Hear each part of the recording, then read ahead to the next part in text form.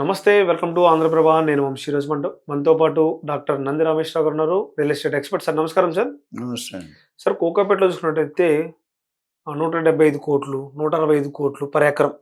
అంటే అంత పెద్ద స్థాయికి వెళ్ళిపోతుంది. మరి లో బడ్జెట్ వాళ్ళు ఎలా కొనుక్కుంటారు సార్? అసలు ఎందుకు పెరుగుతుంటే ఏం చెప్తారు సార్? రియల్ ఎస్టేట్ అంత పెద్దగా కొనుక్కోవడం మానేయండి, కొనుక్కోలేదు అంతే. కొనుక్కోవడం మానేసి దాని రియల్ ఎస్టేట్ కూడా పడిపోయినట్టే కదా సార్? దీనికి చిన్న హిస్టరీ చెప్తా వంశీ. చెప్పండి సార్. 2017లో ఉమ్, 43 కోట్లు పర్ ఎకర్ ఉమ్, హెచ్ఎండి ఆక్షన్ లో పోయింది. ఉమ్, అదే 2023లో ఉమ్, 100 కోట్లు వెళ్ళింది, 100.75 కోట్లు. ఉమ్, అదే 2025 ఆక్షన్లో ఫస్ట్ ఆక్షన్లో 177 కోట్లు పర్ ఎకర్ వెళ్ళింది. ఉమ్, తర్వాత ఆయన 2, 3 తదుపరి ఆక్షన్స్ లో 150 కోట్లు, 135 కోట్లు వచ్చింది. ఉమ్, ఇంత ఒక గొప్ప విషయం ఏంటంటే, కొన్ని వాళ్ళు రియల్ ఎస్టేట్లు కాదు, ఎక్కువ మంది ఉమ్. ఫార్మా వాళ్ళు కొంటున్నారు. ఫార్మా వాళ్ళు. అరవిందో ఫార్మా, ఎంఎస్ఎన్ ఫార్మా, ఉమ్, కొంతమంది బిల్డర్స్ కూడా ఉన్నారు. ఓకే. సో దీన్ని బట్టి ఏమవుతుందంటే, రియల్ ఎస్టేట్ అందరిని ఎదుగుతుంది అనేది ఒక క్లారిటీ ఉంది. ఉమ్, గవర్నమెంట్ ఏదున్నా లేకపోతే పార్టీ ఏదున్నా ఉమ్, మనకు నిమిత్తం లేదు. ఉమ్, ఇది నెక్స్ట్ ఇయర్ ఆప్షన్ అయితే 200 కోట్లు అవుతాయి సూచనలు క్లియర్గా ఊగపడుతున్నాయి. ఓకే. తర్వాత 200 కోట్లు. ఇంకొక 1 year 2 year కనుక ఉమ్. అయితే మేబీ 250 కోట్లు అవ్వాలి. Oh shit. అప్పుడు కొనుక్కునేవాడు డెఫినెట్గా కొనుక్కోలేడు. సిటీకి 100 కిలోమీటర్ దూరం. గ్రోత్ కారిడార్ అనేది ఓఆర్ఆర్ RRR మధ్యలో ఉంది. ఇప్పుడు ఈ రేట్లు అనేది మెయిన్ సిటీలో అవుతుంది. నాలెడ్జ్ సిటీ, రాయదుర్గం, తర్వాత మీకు కోకాపేట్, నియోపాలిస్, తెల్లాపూర్లో నాకు 15 సంవత్సరాల క్రితం 35 లక్షలు 40 లక్షలు ఎకరం ఉండేది. ఈరోజు 50 కోట్లు అయింది 20 yearsలో. ఎవ్వరూ ఊహించలేదు. ఆ రోజు ఒక ఎకరం కొనుక్కొని ఉంటే ఈ రోజు కరోడ్పతి కాదు, ఇంకా పెద్దోడు అయిపోతుంది, బిలియనర్.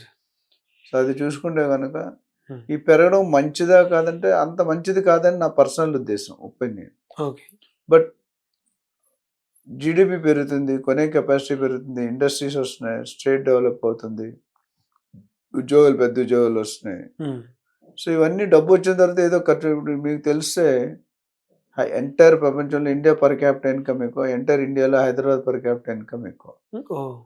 అంటే ఇండస్ట్రీస్ వస్తున్న వల్ల లాభం ఏంటంటే, ఇండస్ట్రీస్ వస్తే ఎంప్లాయ్మెంట్ వస్తుంది, ఎంప్లాయ్మెంట్ వస్తే ఉద్యోగం అంటే శాలరీ వస్తుంది, శాలరీ వస్తే బయింగ్ కెపాసిటీ పెడుతుంది, బయింగ్ కెపాసిటీ పెడితే ఆనందం పొందుతాడు. దాన్ని ట్రేడింగ్ చేయొచ్చు, కొనుక్కోవచ్చు, ఉండొచ్చు, రెంటల్ ఇన్కమ్ కొనుక్కోవచ్చు. సో పబ్లిక్ ని చెప్పే అడ్వైజ్ ఏంటంటే, సిటీలో కొనుక్కోవడం కొద్దిగా ఆలోచన తగ్గించి అయితే 2 tier 3 tier వెళ్ళడం బెటరు. లేదంటే సిటీలో కావాలంటే ఓఆర్ఆర్ కాకుండా RRRకి దగ్గర ఒక 3-4 కిలోమీటర్ అటు, 3-4 కిలోమీటర్ ఇటు కొనుక్కుంటే మీకు తక్కువ రేట్లో ఎక్కువ అప్రిసియేషన్ వచ్చే అవకాశాలు ఉన్నాయి. ఇది ఎన్ని సంవత్సరాలు వస్తుందంటే, ఇప్పుడున్న పరిస్థితుల్లో 4 నుండి 5 సంవత్సరాలు డెవలప్ అవుతుంది. కానీ ప్రోడక్ట్ కొనుక్కునే ముందు ఖచ్చితంగా మాలాంటి అనుభవం 3-4 దశాబ్దాల అనుభవం ద్వారా కొనుక్కుంటే మీకు మేలు జరుగుతుంది. అంటే సార్, ఈ రియల్ ఎస్టేట్లో అంటే సంపాదించి తక్కువ కానీ నష్టపోయేది ఎక్కువ ఉంటారు చాలా మంది. మాలాంటి మిడిల్ క్లాస్ వాళ్ళు తక్కువ రేటుకి వస్తుంది కొనేస్తారు టక్కన. అది ఎక్కడో మోసానికి గురయ్యి దాని కోర్టు లేకపోతే వాళ్ళ దగ్గర వీళ్ళ దగ్గర ఆ ల్యాండ్ రాక డబ్బులు పోతూ ఉంటాయి. ఎలాంటి జాగ్రత్తలు తీసుకోవాలి సార్ మీరు ఇలాంటి 30 years ఎక్స్పీరియన్స్ ఉన్న వాళ్ళ దగ్గర? ఇప్పుడు సింహం నవ్వింది కదా అని ఫోటోగ్రాఫ్ తీసుకుంటే ఏమవుతుంది? ఫోటోలు ఎవరుంటారు? సింహం ఉంటుంది, నువ్వు ఉండవు. ఇప్పుడు ఆడేదో తొక్కిస్తున్నాడని మనం బెల్ల దొరికిందని రిక్షా కొనుక్కోకూడదు. బెల్లి కాస్ట్ ఎంత? 100-200. రిక్షా కాస్ట్ కొన్ని వేలల్లో ఉంటుంది. సో ఇక్కడ అది ఎగ్జాంపుల్. మీరు అదెందుకు చెప్తున్నారు సార్ నేను రియల్ ఎస్టేట్ గురించి అడిగితే, ఎందుకు చెప్తానంటే, డిస్కౌంట్, ప్రీ లాంచ్ అనే పదంలో మనం ఎగేసుకొని పరిగెడతాం. ఒకప్పుడు మన సామెత ఏంటంటే, ఫ్రీగా వస్తే ఫైనల్ కూడా తాగేస్తాం. డిస్కౌంట్ ఇస్తే వాడు ఏమిస్తున్నాడు ఏమో లేకుండా చూడకుండా పరిగెట్టి వెళ్ళి కొనేస్తాం. డిస్కౌంట్ అనేది డేంజరస్ వర్డ్. ప్రీ లాంచ్ అనేది, ఇప్పుడు ఒక మదర్, ఒక అమ్మ తల్లి ఒక పిల్లల్ని 1 నెల ముందు కన్నది కాబట్టి ఎన్ని కష్టపడుతుందో తెలుసా? Pre matured baby. సో ఆ తర్వాత తల్లి ప్రాణానికి ఇబ్బంది ఉండొచ్చు, పిల్ల ప్రాణానికి ఇబ్బంది ఉండొచ్చు, లేకపోతే ఇద్దరికీ ఉండొచ్చు, ఇద్దరికీ లేకపోవచ్చు. అన్ని ఆప్షన్స్ ఓపెన్ ఉన్నాయి.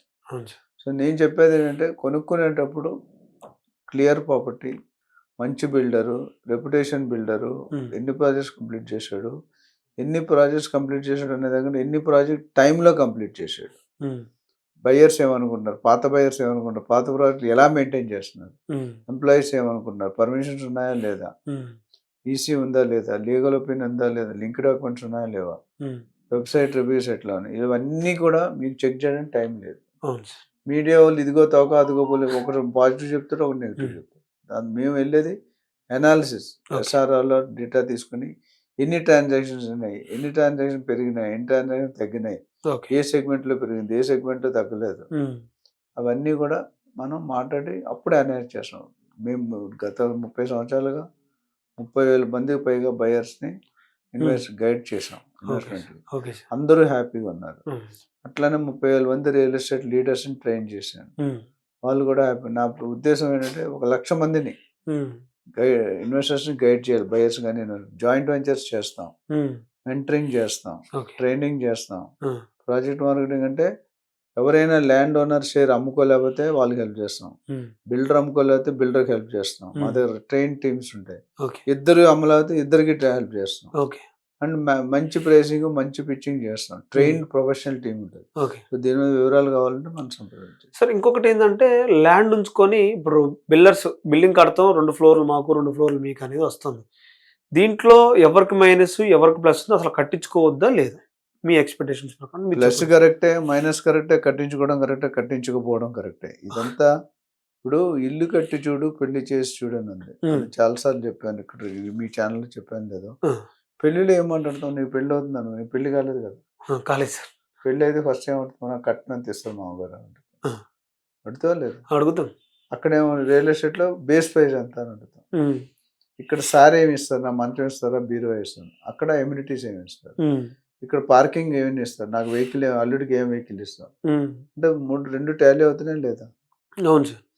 అందుకనే ఈ జాయింట్ వెంచర్ అనేది ల్యాండ్ ఓనర్ దగ్గర ల్యాండ్ ఉంటుంది కానీ Hmm. స్కిల్ ఉండదు, ఓకే. డబ్బులు ఉండవు. ఆ, బిల్డర్ దగ్గర స్కిల్ ఉంటుంది, డబ్బులు ఉంటాయి, ల్యాండ్ ఉండదు. ఓకే. ఇద్దరు కలిపి పెళ్లి చేస్తాం. పెళ్లి చేసినప్పుడు సేమ్ అబ్బాయి అమ్మాయి, ఇప్పుడు అబ్బాయికి చెడాడు అంటున్నాను అనుకో, ఆ, మీ నాన్నగారిని అడిగాను, అంటే మా అబ్బాయి మందు వాసన కొట్టి, అమ్మాయి అసలు చూడండి, ఆ, కానీ చేసేదంతా అవే. ఆ, బిల్డర్ బ్యాక్గ్రౌండ్ బాగాలేదనుకో ఆ, ఇరుక్కున్నట్టే.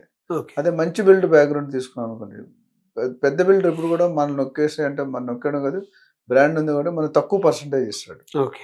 చిన్న బిల్డర్ ఇప్పుడు కూడా ఎక్కువ పర్సెంటేజ్ వాడు ప్రాజెక్ట్ కడతాడా లేదు తెలియదు. ఓకే. ఇలాంటి అనేకమైన ఫ్యాక్టర్స్, అడ్వాన్స్ ఎంత, గుడ్ విల్ ఎంత, ఉమ్, నాన్ రిఫండబుల్లా, రిఫండబుల్లా, వడ్డీ రేట్ ఎంత, ఆ, ఎన్ని ఫ్లాట్లు కడతావు, ఎన్ని ఫ్లోర్లు కడతావు, ఇవన్నీ కూడా మాలాంటి అనుభవం వాళ్ళకి తెలుసు. మీలాంటి వాళ్ళకి అంత ఐడియా లేదు. ఐడియా లేదు. కనుక్కొని మన ద్వారా వస్తే డెఫినెట్గా మంచి డీల్ ఇస్తాం. Okay sir. Thank you sir.